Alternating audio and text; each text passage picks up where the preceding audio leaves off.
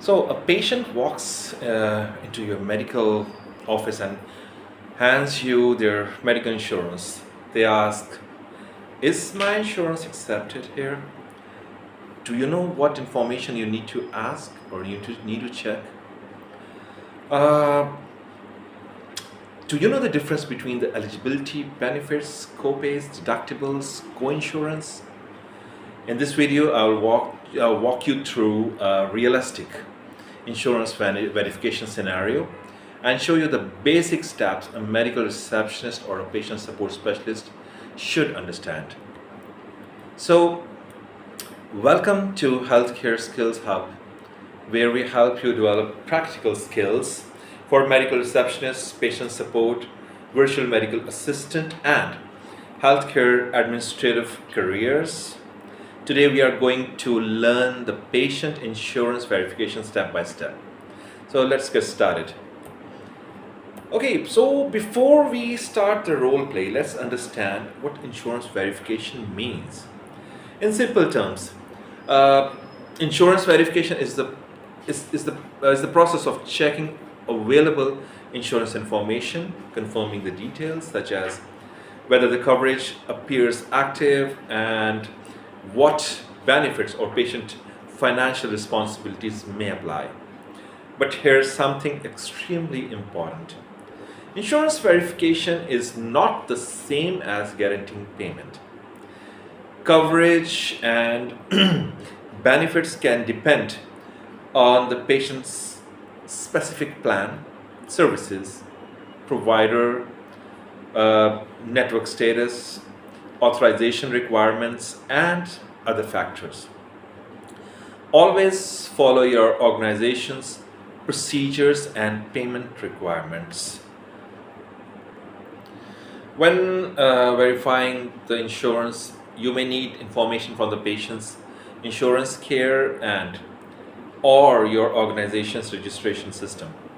Common information that includes patient's full name, date of birth, and the insurance information you need is the insurance company or the payer, the member ID, which is the policy number, group number, when applicable, plan information, subscriber information.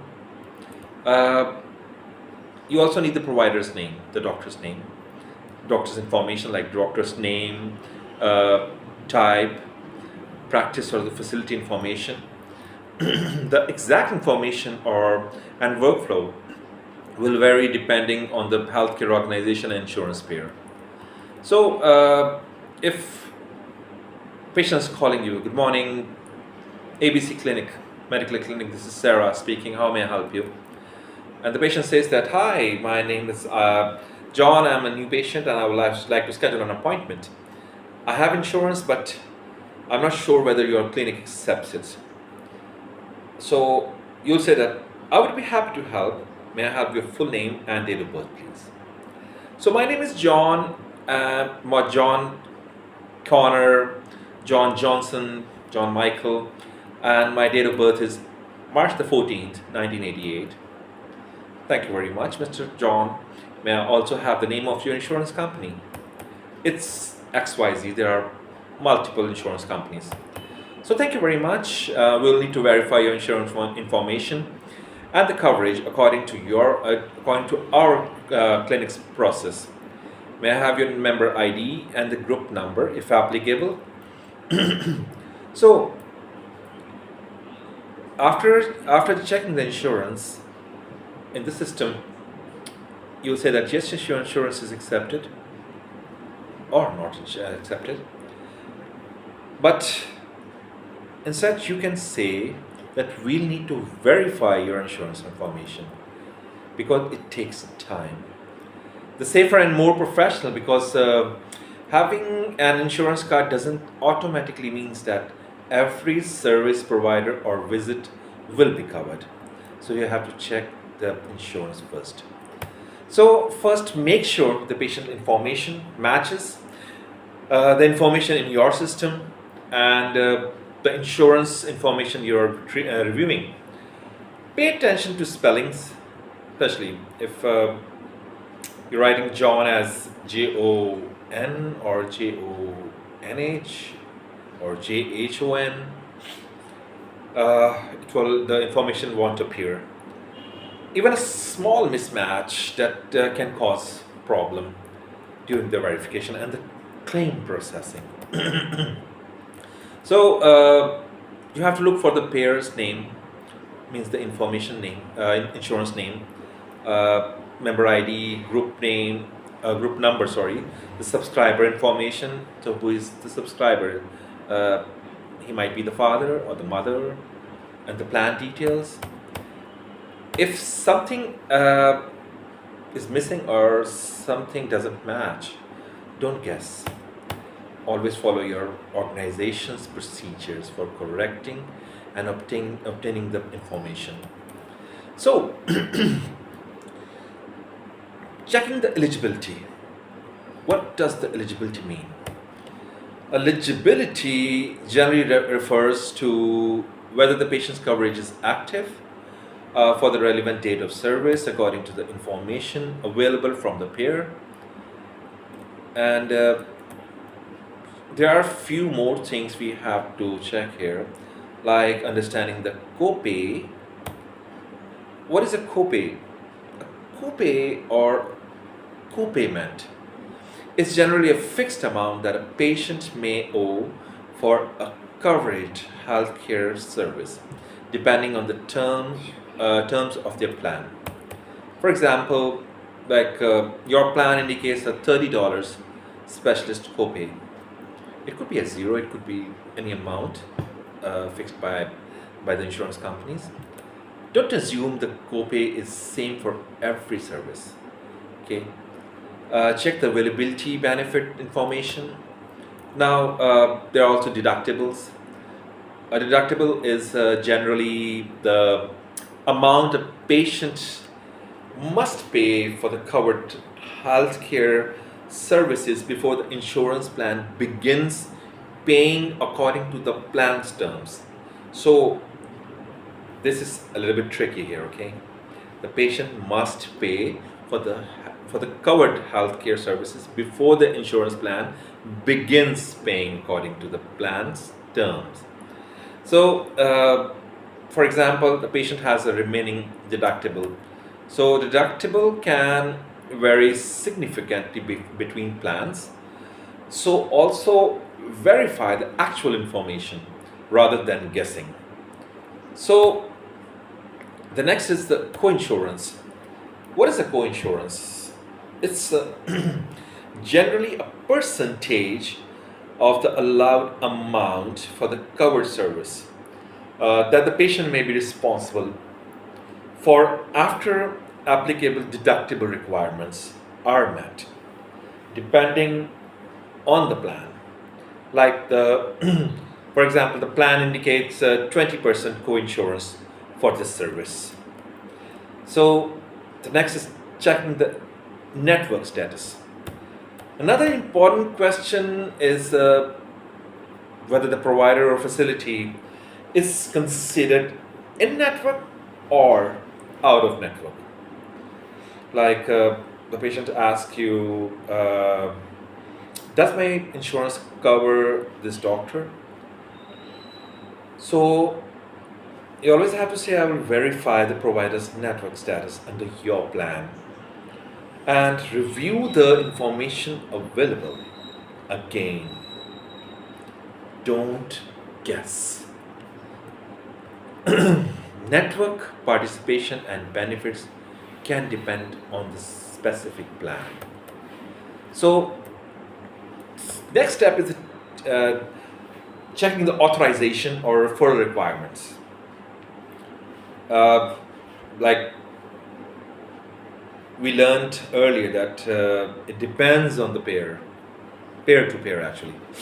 Some services or plans may have authorization or referral requirements, some don't have. If your workflow requires to check these items, make sure to follow the appropriate procedure. If the patient asks you that, do I need a referral? You have to say that, let me verify the requirement for your plan and the service you are scheduling. Never tell a patient that a referral or authorization is definitely required or definitely not required unless you have verified it according to your organization's process. So let's put everything together. If patient says that, hi, I would like to schedule an appointment, I have XYZ insurance. So you reply that, certainly, may I have your full name and date of birth? That's John Johnson, March 14, 1988. Thank you. May I have your insurance member ID and group number if applicable? Yes, my member ID is 123456789. Thank you very much. Please allow me a moment while I verify your insurance information. So take a pause, verify the information, and then come back to the patient. Thank you for waiting. The information available to us indicates that your coverage is active for the date we are reviewing. Your plan information also indicates a specialist copay of $40. So these are a few things we have to verify, and never turn an insurance verification into a guarantee of payment. There are a few mistakes the medical receptionists make. Mistake number one is assuming the insurance card means everything is covered, guaranteeing that insurance will pay, ignoring an incorrect date of birth or member ID, failing to check the network or plan requirement when your workflow requires it. And there is one more mistake, guessing when you don't know the answer.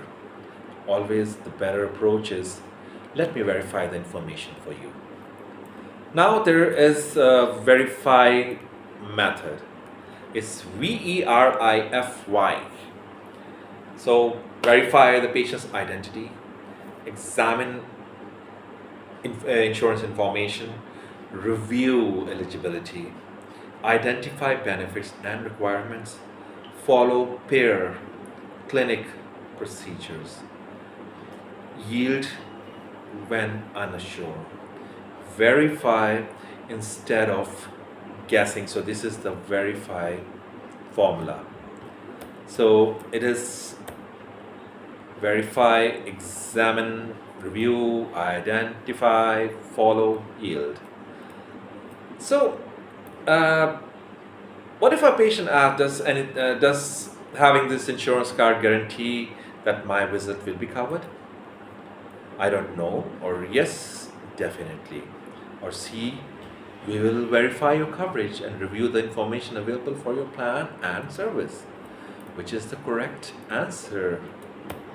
You can answer it in the comment. So I'm going to give you a career tip here.